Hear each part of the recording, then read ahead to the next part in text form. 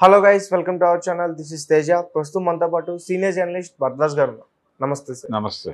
So ఏపీలో ఈసారి చంద్రబాబు నాయుడు గారికి నరేంద్ర మోడీ గారు గ్రీన్ సిగ్నల్ ఇచ్చారంటూ, అలాగే త్వరలో జగన్మోహన్ రెడ్డితో ములాఖతుల్లో కలవబోతున్నారంటూ కూడా ఒక వార్త అయితే వెలుగులోకి వచ్చింది. మరి జగన్మోహన్ రెడ్డి గారితో కలిస్తే ఎలాంటి విషయాలపై చర్చించే అవకాశాలు ఉన్నాయి? అంటే రెండు గందరగోళాలు ఉన్నాయి. బీజేపీ తెలుగుదేశం పార్టీతో అలాగే జనసేనతో పొత్తు పెట్టుకుంటుంది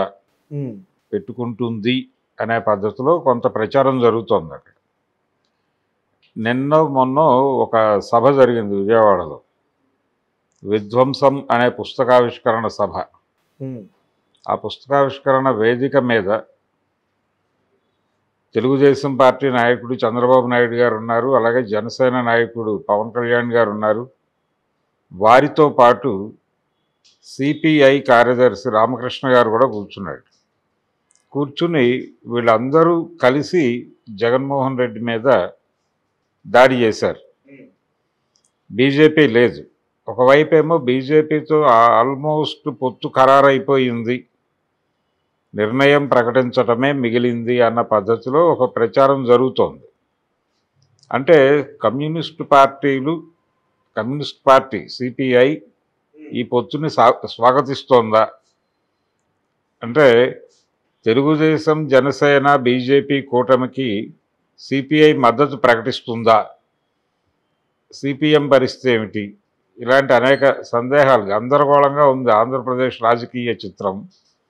ఎవరు ఎవరితో ఏ టైంలో ఎలా వెళతారు అనేది అర్థం కావట్లేదు. అయితే ఒకటి మాత్రం వాస్తవం, దాదాపు ఆంధ్రప్రదేశ్లో ఉన్న అన్ని రాజకీయ పార్టీలు జగన్ మీద దాడి చేస్తున్నాయి.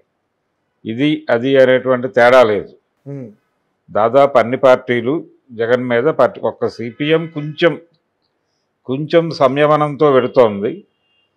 దాదాపు మిగిలిన పార్టీలన్నీ, భారతీయ జనతా పార్టీ నాయకురాలు పురంధేశ్వరి గారు చాలా సీరియస్గానే అటాక్ చేస్తోంది స్టేట్ గవర్నమెంట్ మీద. అలాగే జనసేన నాయకుడు మొదటి నుంచి ఆయన జగన్ ప్రతిపక్షంలో ఉన్నప్పుడు కూడా అధికార పార్టీని వదిలిపెట్టి ప్రతిపక్షం మీద మాత్రమే దాడి చేశాడు. తెలుగుదేశం పార్టీ అధికారంలో ఉంటే ప్రతిపక్షంలో ఉన్న జగన్ మీదే ఎక్కువ దాడి చేసేవాడు ఆయన, పవన్ కళ్యాణ్. అదో విచిత్రం. సరే, జనసేనని పక్కన పెడితే మిగిలిన సిపిఐ కూడా జగన్మోహన్ రెడ్డి మీద దాడి చేస్తూనే ఉంది, అప్పటి నుంచి ఇప్పటి వరకు చేస్తూనే ఉంది. ఈ ప్రాసెస్లో ఎవరితో కలుస్తారు అనే గందరగోళం ఉన్న నేపథ్యంలో ఆల్మోస్ట్ మాతో పొత్తు ఖరారైపోయింది బీజేపీకి అని వాళ్ళు చెప్పుకుంటున్నారు, కానీ బీజేపీ మాత్రం ఇంకా రెస్పాండ్ అవ్వటం కాదంటే మాట్లాడుతున్నారు, కానీ బయటకు ప్రకటించట్లేదు ఎవరితో ట్రావెల్ అవ్వబోతున్నాం వచ్చే ఎన్నికల్లో అనేది వాళ్ళు అధికారికంగా చెప్పాల. కన్ఫ్యూజన్ క్రియేట్ చేసే ప్రయత్నం చేస్తున్నారు బలంగా. అందులో భాగంగానే ఈయన అమిత్ షాని కలిసిన రోజు అమిత్ షా కబురు పెట్టాడు చంద్రబాబుకి. దాని మీద కూడా కొన్ని అభిప్రాయాలు ఉన్నాయి. అంటే కేంద్ర ఇంటెలిజెన్స్ నిఘా వర్గాలు ఇచ్చినటువంటి నివేదిక ఆధారంగా జగన్మోహన్ రెడ్డి ఓడిపోతున్నాడు, చంద్రబాబు కూటమి గెలవబోతోంది అని వచ్చిన నివేదిక ఆధారంగా చంద్రబాబుకి పిలుపు వచ్చింది కేంద్ర హోంమంత్రి నుంచి అనేది వినిపించినటువంటి మాట. అయితే కేంద్ర నిఘా వర్గాలు ఇచ్చినటువంటి ఆ నివేదికని చంద్రబాబు నాయుడు గారు ప్యాంపర్ చేశారు అనే అభిప్రాయం కూడా చాలామందిలో ఉంది. అంటే చంద్రబాబు కేంద్ర ఇంటెలిజెన్స్ వర్గాలను ప్రభావితం చేసి తనకి అనుకూలంగా నివేదిక వెళ్ళేలాగా, తనకి అనుకూలంగా నివేదిక తయారు చేయించి ఆయనే అమిత్ షా టేబుల్ మీద పెట్టించి అమిత్ షా నుంచి తనకు ఫోన్ వచ్చేలాగా డిజైన్ చేసుకున్నాడు అని కూడా కొంతమంది మాట్లాడేయటం జరిగింది. దీనిలో ఎంతవరకు వాస్తవం ఉంది అనే విషయం పక్కన పెడితే ఇది వాస్తవం అయ్యే అవకాశాలు కూడా ఉన్నాయి. చంద్రబాబు నాయుడు చాలా డెస్పరేట్గా ఉన్నాడు, ఎట్టి పరిస్థితి అంటే తీవ్రంగా అభద్రతతో ఉన్నట్టుగా కనిపిస్తుంది. ఏం చేయటానికైనా సిద్ధపడిపోతున్నాడు ఆయన, ఎవరితోనైనా పొత్తు పెట్టుకోవడానికి సిద్ధపడుతున్నాడు. కమ్యూనిస్టులతో సంబంధాలు, గుడ్ రిలేషన్స్ మెయింటైన్ చేసే ప్రయత్నం చేస్తున్నాడు. దాంతోపాటు ఎలాగూ జనసేన ఆయనతోనే ట్రావెల్ అవుతోంది. బీజేపీకి రోజుకో ప్రేమలేఖ రాస్తున్నాడు. దీంతో పాటు ఆచరణాత్మకంగా కాంగ్రెస్ పార్టీని కూడా తరవైపే తిప్పుకున్నాడు.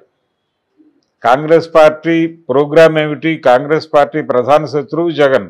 ఏపీలో జగన్మోహన్ రెడ్డిని కూలగొరితే తప్ప కాంగ్రెస్ పార్టీకి అక్కడ భవిష్యత్తు లేదు అని వాళ్ళు సీరియస్గా అనుకుంటున్నారు.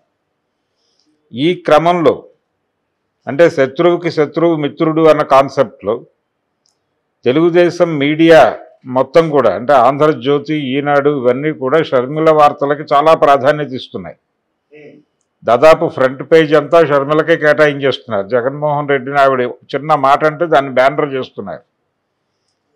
ఈ ప్రోగ్రాం అంటే ఇలా తెలుగుదేశం పార్టీ కాంగ్రెస్ పార్టీతో కూడా పొత్తు పెట్టుకున్నట్టే ఒక రకంగా. ఓకే, ఒకవైపు కేంద్రంలో భారతీయ జనతా పార్టీ, కాంగ్రెస్ రెండు తలబడుతున్నాయి. ఇక్కడేమో ఆ రెండు పార్టీలతోనూ ఈయన పొత్తు పెట్టేసుకున్నాడు. పగలొక పార్టీతో, రాత్రి ఒక పార్టీతో చంద్రబాబు. ఇది చంద్రబాబు గోల అయితే, భారతీయ జనతా పార్టీ గోల ఇంకొక యాంగిల్ ఉంది. వాళ్ళేం చేస్తున్నారు? చంద్రబాబుకి నీతో పొత్తు లేదు అని చెప్పడం లేదు. జగన్మోహన్ రెడ్డితో ఎప్పుడూ పొత్తు లేదు వాళ్ళకి. గత ఎన్నికల్లో కూడా వాళ్ళు జగన్మోహన్ రెడ్డితో కలిసి ప్రయాణించాల. అలాగని 2014 ఎన్నికల్లో తెలుగుదేశం పార్టీతో కలిసి ప్రయాణించినప్పుడు కూడా జగన్మోహన్ రెడ్డితో శత్రుత్వంతో లేదు బీజేపీ. అప్పుడు కూడా మిత్రుడిగానే ఉన్నాడు. అంటే బ్యాక్ డోర్లో వైఎస్ జగన్మోహన్ రెడ్డితో కాపురం చేశారు వాళ్ళు, ఫ్రంట్ డోర్లో చంద్రబాబుతో కాపురం చేశారు. ఇలా వాళ్ళు 4-5 డోర్లు ఉంటాయి వాళ్ళ ఇంటికి. ఈ 4 డోర్ల దగ్గర మనుషుల్ని పెడతారు. వాళ్ళు ఎప్పుడు ఎవరితో కావాలంటే వాళ్ళతో కాపురం చేస్తారు. ఎవరిని రిజెక్ట్ చేయరు, ఎవరిని హర్ట్ చేయరు. ఇది బీజేపీ ప్రోగ్రాం. అందులో భాగంగా వాళ్ళు జగన్మోహన్ రెడ్డిని 2014లోనూ కాదనలేదు, ఇప్పుడు కూడా పోవడం లేదు. జగన్మోహన్ రెడ్డితో స్నేహ సంబంధాలు కొనసాగుతాయి బీజేపీ. ఒకవేళ ఆయన ఓడిపోయినా గెలిచినా తెలుగుదేశం పార్టీతో పొత్తు చంద్రబాబు అంటే జగన్మోహన్ రెడ్డితో చెడిపోతే తప్ప చంద్రబాబుతో పొత్తు ఖరారు కాదు అనే ప్రాబ్లం ఏం లేదు బీజేపీతో. బీజేపీ నిస్సిగ్గుగా ఒకేసారి ఇద్దరు శత్రువులైనటువంటి వాళ్ళతో కూడా పొత్తు పెట్టుకుని సరదాగా కాలక్షేపం చేయగలిగిన సత్తా ఉన్నటువంటి పార్టీ అది. అందుకని ఇప్పుడు మోడీ గారు ఇంతకుముందు కూడా పిలుపు వచ్చింది ఆయనకి, జగన్మోహన్ రెడ్డిని పిలిచాడు, ఈయన వెళ్ళి కలిసి మాట్లాడాడు.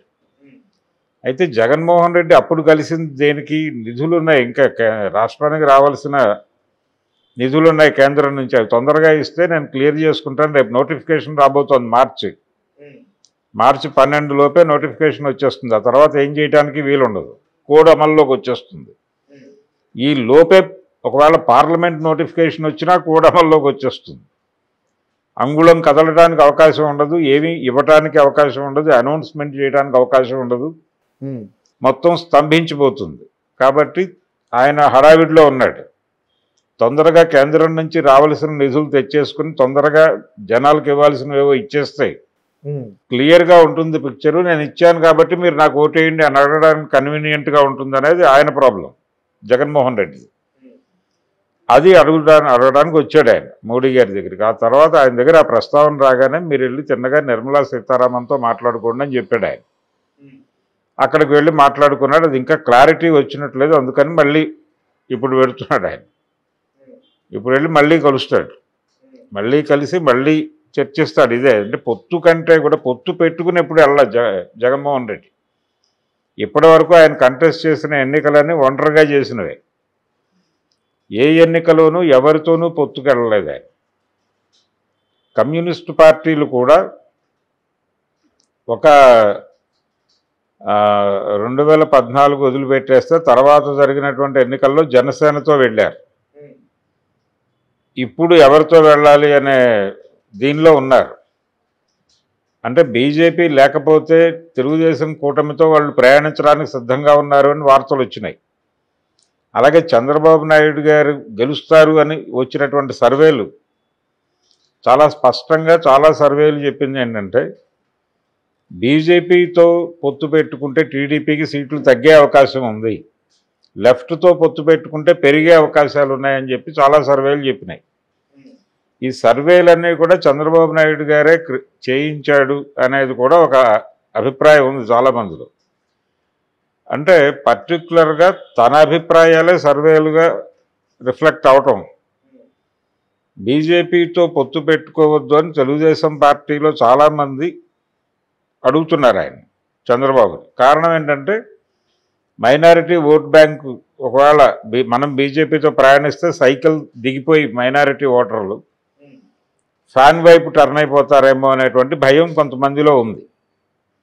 అట్లాగే దళిత్ సెక్షన్స్ కూడా దూరం అయ్యే అవకాశం ఉందా బీజేపీ వీళ్ళతో పొత్తు పెట్టుకుంటే అనే డౌట్ కూడా చాలామంది తెలుగుదేశం నాయకుల్లో ఉంది. వాళ్ళు ఓపెన్గానే మాట్లాడుతున్నారు. అనవసరంగా బీజేపీ పొత్తు కోసం వెంపర్లాడుతున్నాడు ఈయన అనే అభిప్రాయం తెలుగుదేశం పార్టీ నాయకుల్లో ఉంది. లెఫ్ట్తో పెడితే బెటర్ కదా, వీళ్ళు ఎక్కడికి పోరు, వీళ్ళు వెళ్ళిపోయి టోటల్గా ఈ ఓట్ బ్యాంక్ సాలిడ్గా జగన్కి పడిపోయే ప్రమాదం ఉంది అని చాలామంది భయపడుతున్నారు. కానీ చంద్రబాబు లెక్కలు చంద్రబాబుకు ఉన్నాయి. ఆయన లెఫ్ట్తో కూడా సన్నిహితంగానే ఉన్నాడు. అది నిన్న విధ్వంసం సభ చూస్తే అర్థమైపోతుంది. ఆయన ఎవరిని వదులుకోవట్లా. ప్రపంచంలో ఉన్న ప్రతి పార్టీతో, ఎక్కడో ఫిలిప్పీన్స్లో ఉన్నటువంటి పార్టీతో కూడా పొత్తు పెట్టుకోవడానికి సిద్ధంగా ఉన్నాడు ఆయన. పాకిస్తాన్లో ఉన్న రాజకీయ పార్టీలతో కూడా పొత్తు పెట్టుకోవడానికి సిద్ధంగా ఉన్నాడు ఆయన. అంగారక గ్రహంలో ఏదైనా పొలిటికల్ పార్టీ ఉంటే దాంతో కూడా పొత్తు పెట్టుకోవడానికి సిద్ధంగా ఉన్నాడు. చంద్రమండలంలో కూడా ఎవరైనా పొలిటికల్ పార్టీ పెడితే పొత్తు పెట్టుకుని వాళ్ళకి డబ్బులు పంపించేలా ఉన్నాడు ఆయన. అంత దీనిలో ఉన్నాడు, ఆతృత. ఆ ఆతృతలో ఏం చేస్తున్నాను, ఎవరితో మాట్లాడుతున్నాను, ఏం మాట్లాడుతున్నాను, ఈ విచక్షణ కూడా నెమ్మదిగా కోల్పోతున్నాడు ఆయన.